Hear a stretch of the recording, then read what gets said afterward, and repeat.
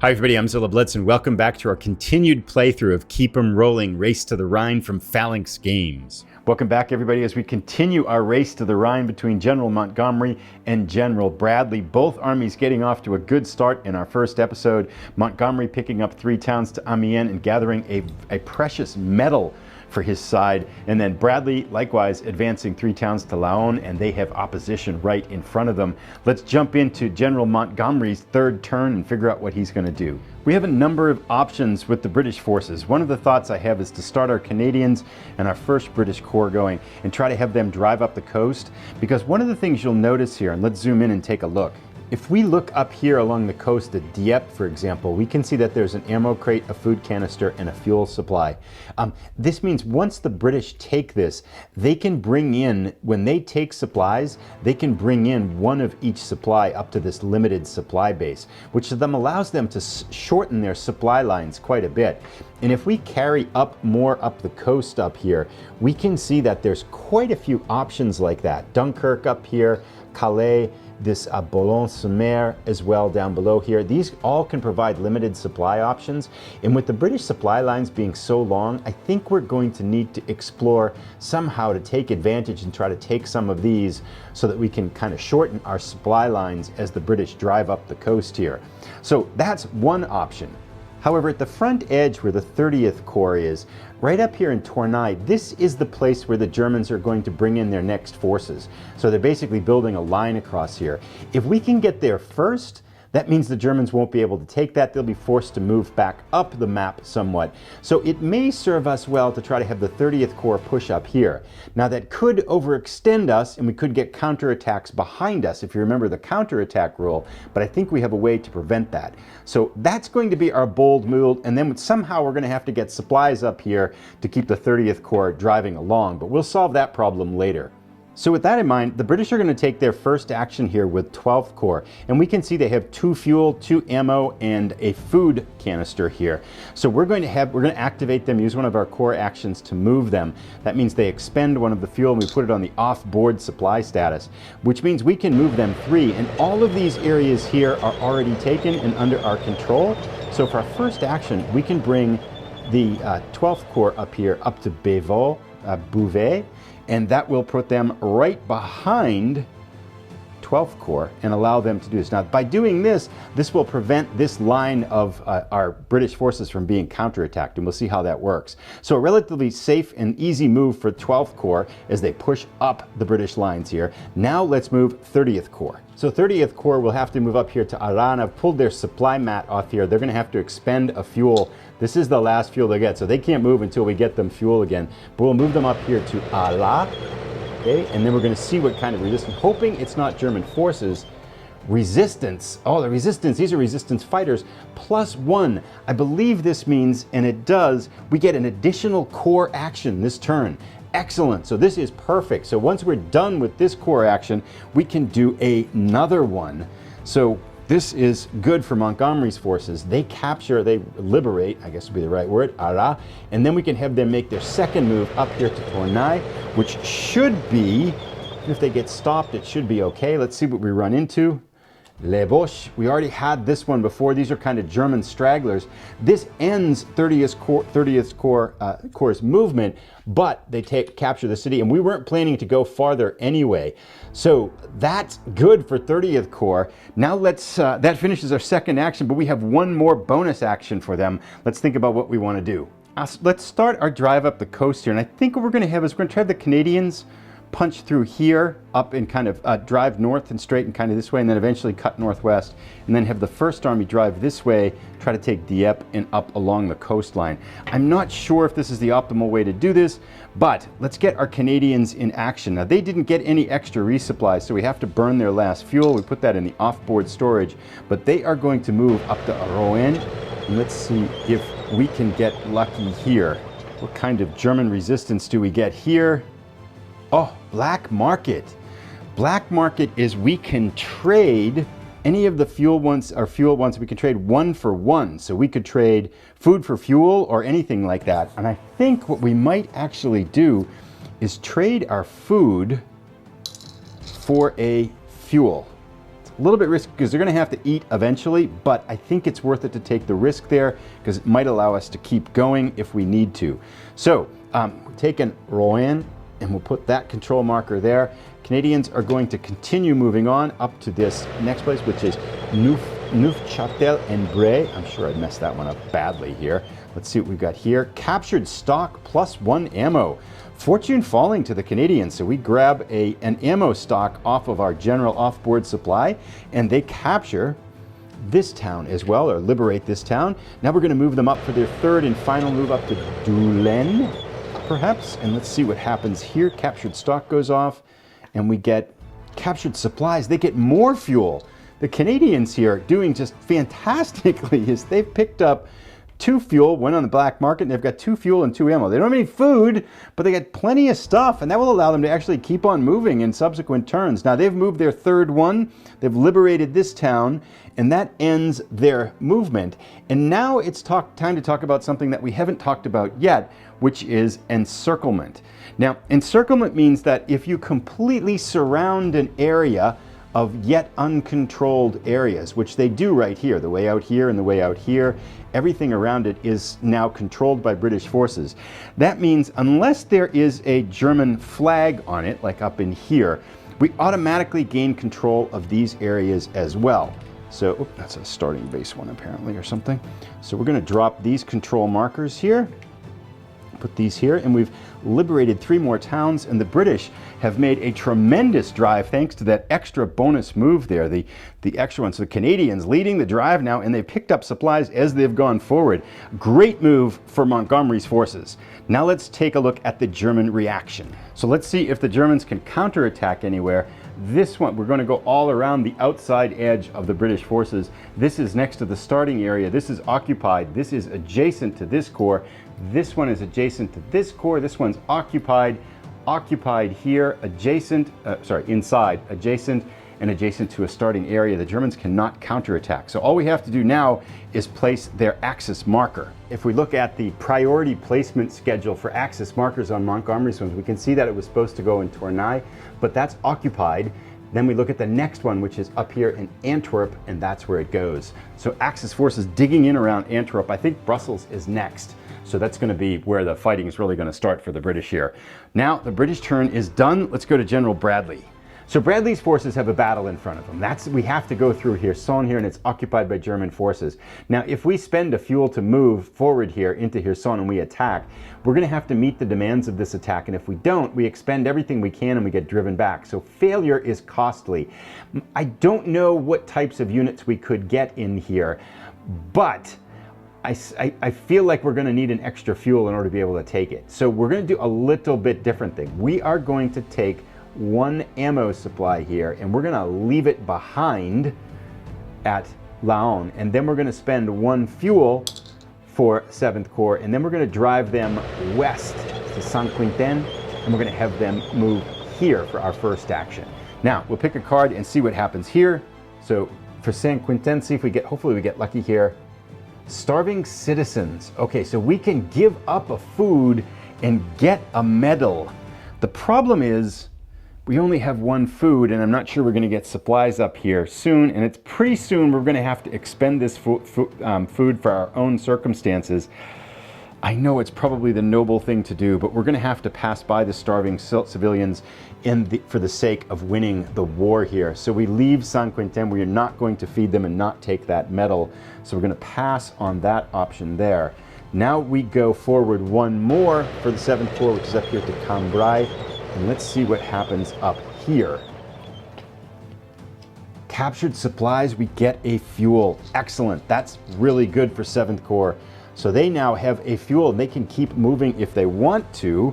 But I think the question, yeah, we probably don't have enough really. We could move a 3rd time. So we could conceivably come up here and attack Mons up here, which is just off to their north and things, but I don't think we're going to have enough forces to be able to do that.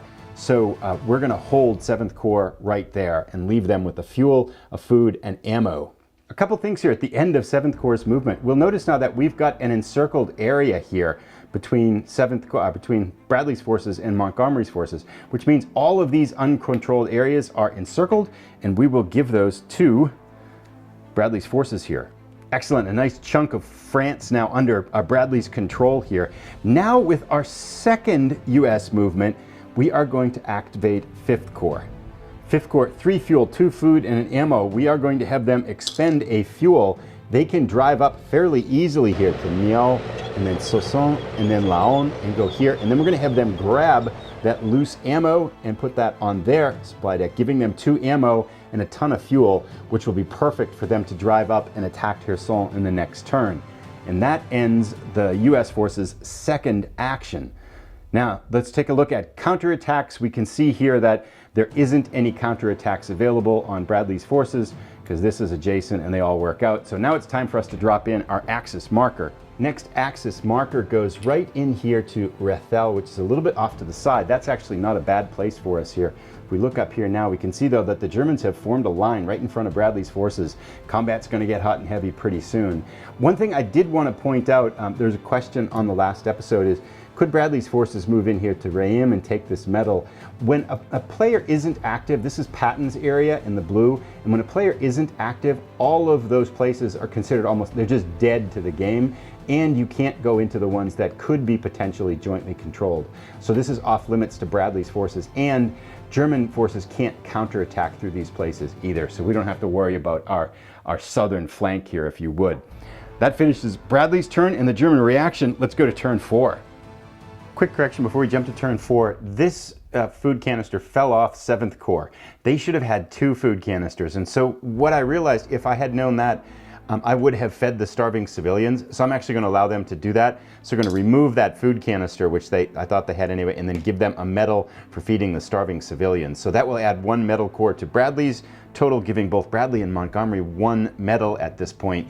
And then the other thing is when 5th Corps was moving up, they could have grabbed this in their 6th spot, got it up here, and then dropped it off and swapped it out for the ammo. So I'm going to allow them to do that too, just for the sake of kind of moving things along. So as we go into the British 4th turn, I want to try to take Dunkirk up here, but it's going to be a tough nut to crack because it's got an Axis flag marker on it, which means that we have to fight one of the harder German units.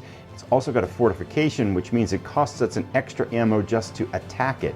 So I think we might actually call in some air support and maybe even some airborne units, but let's see if we can get the Canadians up close to attacking it first, which means we're going to use our first activation for General Montgomery and activate the Canadians here. We're going to spend 1 of their fuel canisters. Now we've seen a lot how these types of zones work, so for the sake of moving the replay along, I'm going to do these off camera and then show the results of what happens. So the Canadians drive through both of these areas very successfully, running into some starving civilians, but they don't have any food, so they couldn't feed them, so that card is of no import at all. And then they did get a recon card, which allows us to look at the next card that we're going to activate, and this is a hold card. So we're going to hold this here for the British and put that off to the side. And Montgomery now has 2 of those recon markers, which could be very helpful. So Canadians drive to the doorsteps of Dunkirk. Let's take a look at their second action now.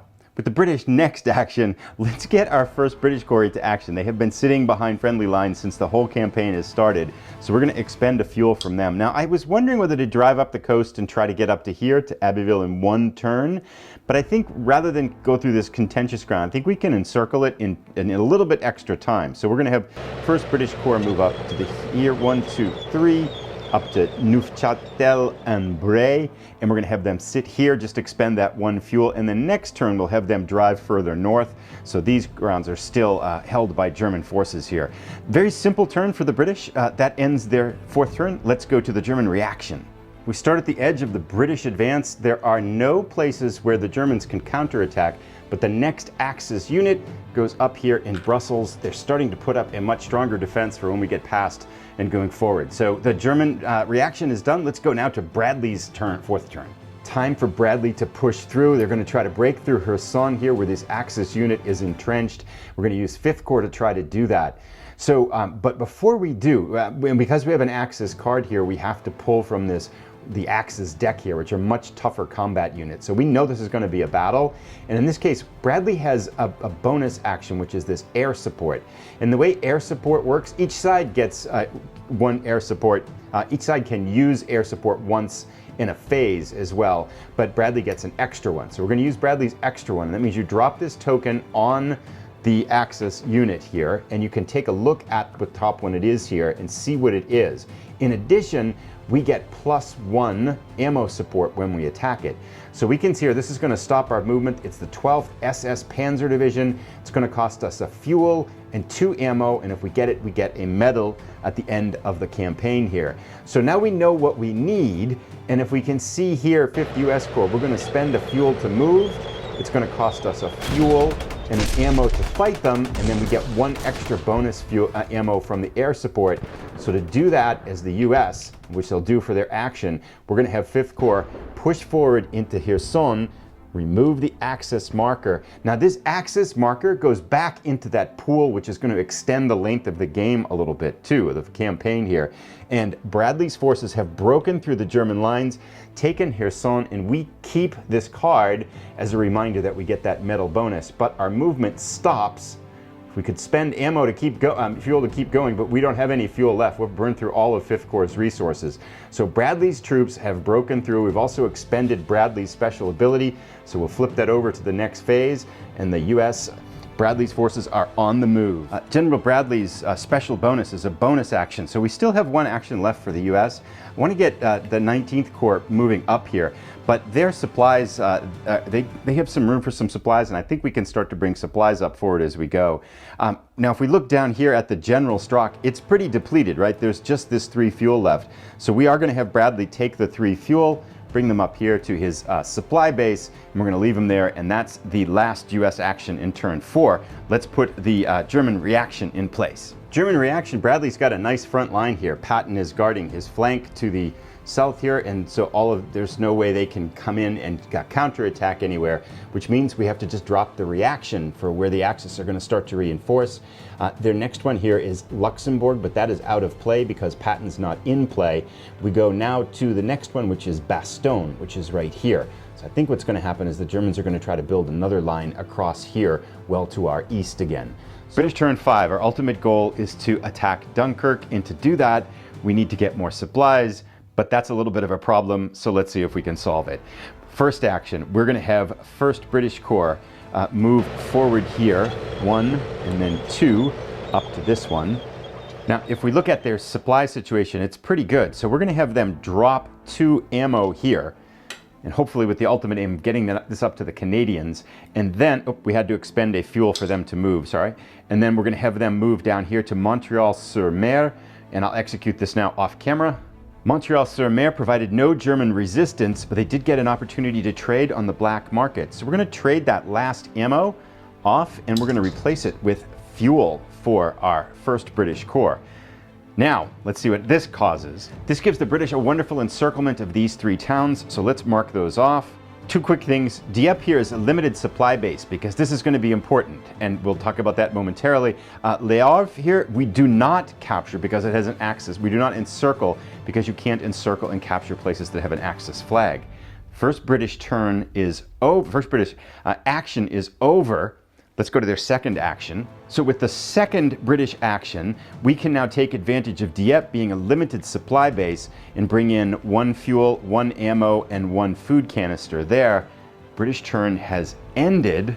Now what I'm thinking is in the next turn, we can start trucking supplies up to the Canadians, and then they can attack and take Dunkirk. But first we have to go to the German reaction. The potential for counterattacks now is really dim now because they've extended their lines to the coast here. So counterattacks can't happen, but we do have the Axis reaction to handle. So the German reaction here places an Axis unit in Rotterdam. They're building up their defenses. Time is running out a little bit for our British forces here, but now let's go to Bradley's 5th turn. Bradley's advance is stalled out. 5th Corps doesn't have any fuel, and then 7th Corps has 1 fuel, but they're down to 1 ammo and 1 food. They really can't attack here, and you can't move through other units. So we got to get supplies up here. So let's see if we can continue to take care of that problem for Bradley. Let's bring some more supplies in before we start to cart them up, because we could use some ammo up there too. But you'll notice that the general stock is gone. We could bring in food, but we don't really need food. But we can always take an ammo, a fuel, an ammo, and a food canister from the off-board supply. So we're doing that, and we're going to drop that in. Our first action for Bradley is going to be to take supplies. We're going to pull these in here. It's getting quite a kind of group of supplies here now. Now, let's see if we can start moving these supplies forward to the front lines. So we are going to truck supplies up with Bradley's second action. Now, he starts the game with 6 trucks in his own personal kind of supply here, and we've already placed 3 of them. We're going to place trucks on this open route here, and we're going to move 4 fuel and an ammo each time we do this. We're going to place another open truck on this route up here for the second one, and the third and final truck, because Bradley has logistics level 2, so he can place 3 trucks in a move. That's going to move us with 4 fuel and 1 ammo all the way up here to Soissons, and that ends Bradley's second move. We still have a ways to go to get the front lines resupplied, but we might be able to do that in the next turn and get our offensive moving forward again. So in front of our front lines in Marché and Famenne, we have another Axis unit pulling in, and that ends the 5th turn. Let's go to our 6th turn. So as we go to the British turn right now, we want the Canadians to be able to attack up here in Dunkirk to take the fortress. It's going to be a tough assault. So one of the things we need to do, though, is we need to get them supplies brought forward. And if we look on the map here, we can see we have supplies down here to the south, then we have supplies here in St. Paul. And we can use our truck supplies actions. Now, each time the British do this, they can place 2 trucks. So we're going to place 1 truck here and 1 truck here, and that will allow us to move these 3 supplies up to Montreal-sur-Mer. Now, with our second British action, we can place another truck here between St. Paul, and then another one up to where the Canadian Corps is. We can truck these supplies up here, and then we can move all 5 supplies up to Hassenbrook, where the Canadians are, giving us a mammoth arsenal with which to attack Dunkirk. Germans don't have any counterattacks, but they do place an Axis marker here in Holst. That's the next priority space.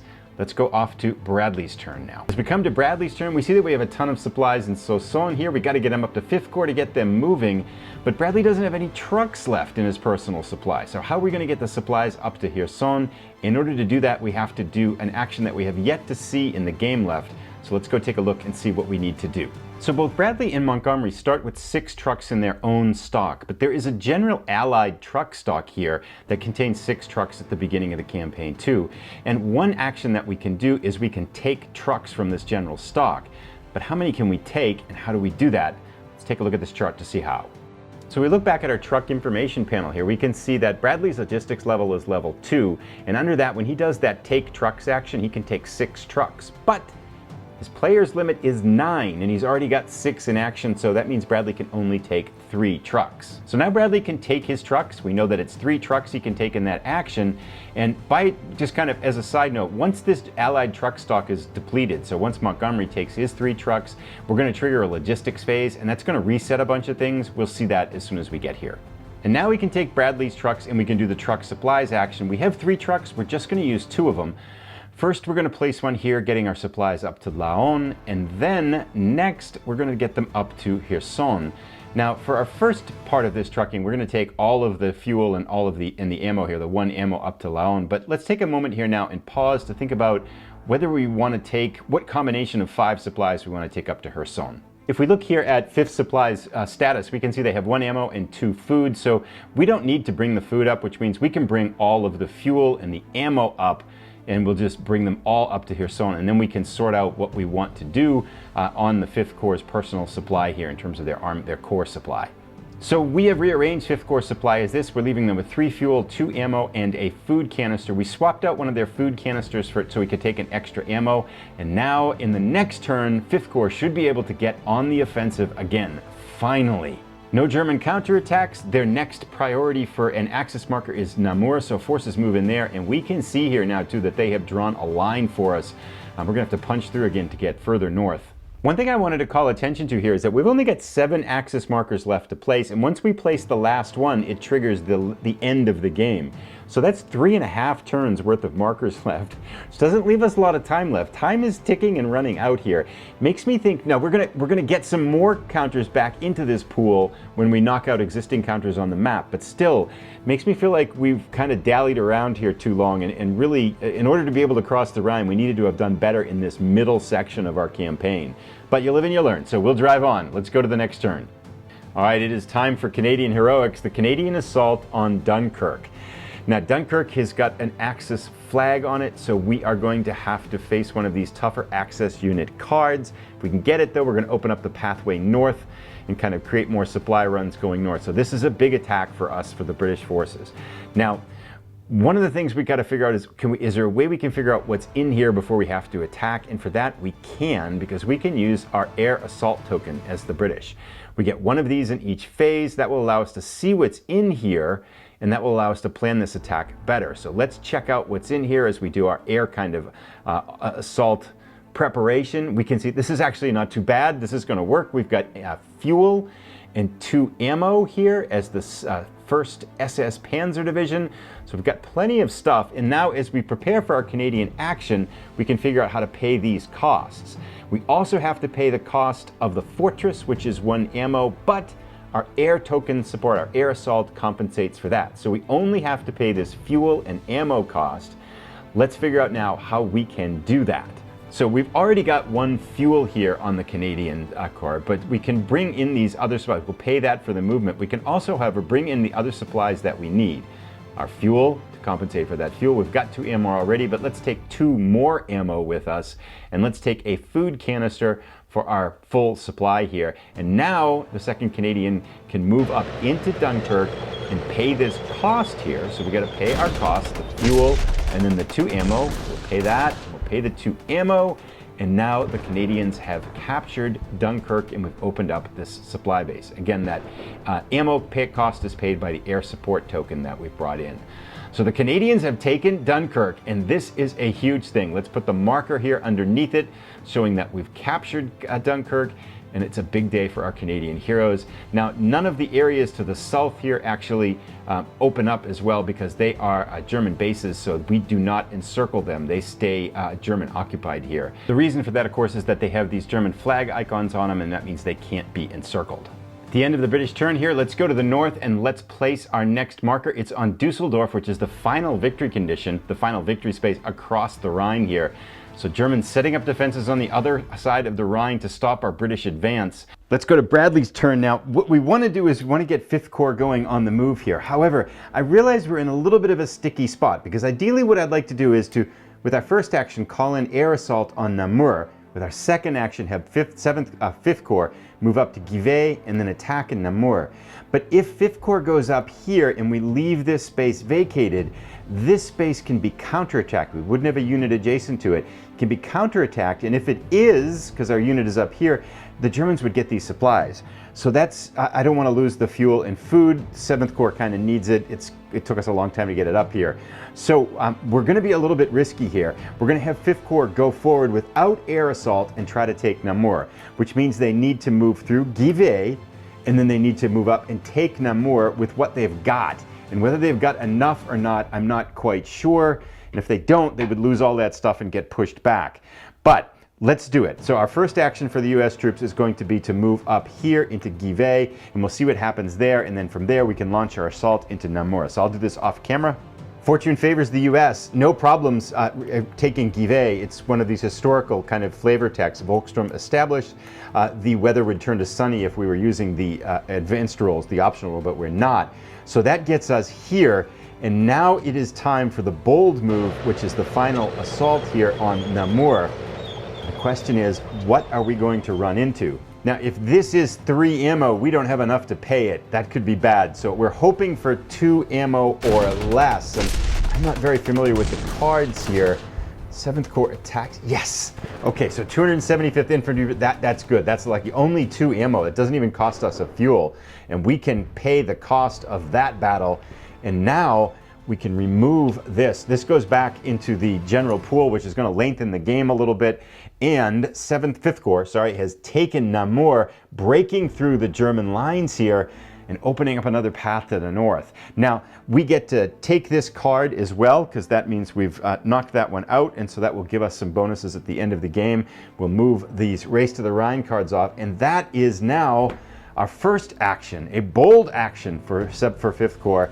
Now we can have 7th Corps fill up this hole in our lines. So now with the second US action, 7th Corps can go to Saint-Quentin and then up to Kherson, and we'll probably have them take those supplies, I'm not quite sure yet, and that will prevent the Germans from being able to counterattack. This one is adjacent to a British unit, this is adjacent here, and all the units to the north are adjacent or occupied as well. So that stops the German counterattack. It keeps us to hold these supplies, and oops, we had to spend fuel for 7th Corps to move.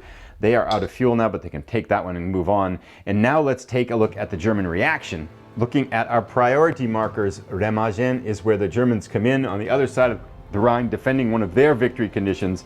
There's 6 Axis token left, which leaves us with 3 turns.